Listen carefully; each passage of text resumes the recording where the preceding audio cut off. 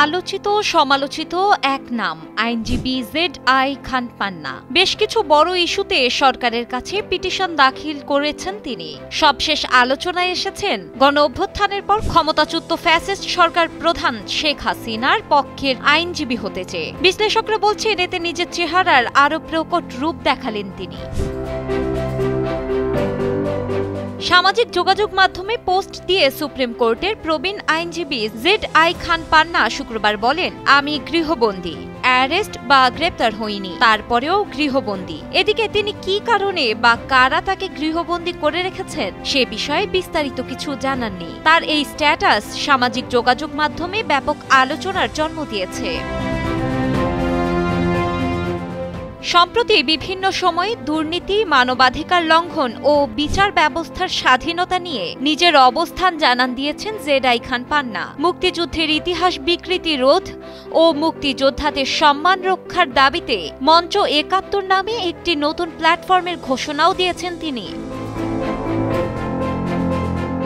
এছাড়া আন্তর্জাতিক অপরাধ ট্রাইব্যুনালে শেখ হাসিনার বিরুদ্ধে চলমান মামলায় রাষ্ট্র নিযুক্ত আইনজীবী হতে চাওয়ার আবেদন করেন তিনি, কিন্তু সময়ের পার হয়ে যাওয়ায় তা নাকচ করে দেওয়া হয়।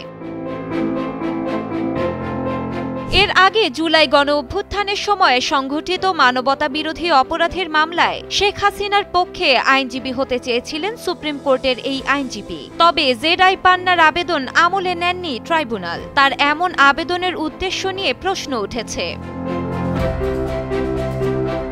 ট্রাইব্যুনালের দেওয়া তথ্য অনুযায়ী শেখ হাসিনার পক্ষে রাষ্ট্রনিযুক্ত আইনজীবী নিয়োগ দেওয়া হয়েছে। কাকে স্টেট ডিফেন্স নিয়োগ দেওয়া হবে সেটি ট্রাইব্যুনালের বিষয়। এছাড়া প্রসিডিওর জানেন, যে মামলার আসামি উপস্থিত নেই এমন পার্টিকুলার মামলায় আসবেন কেন?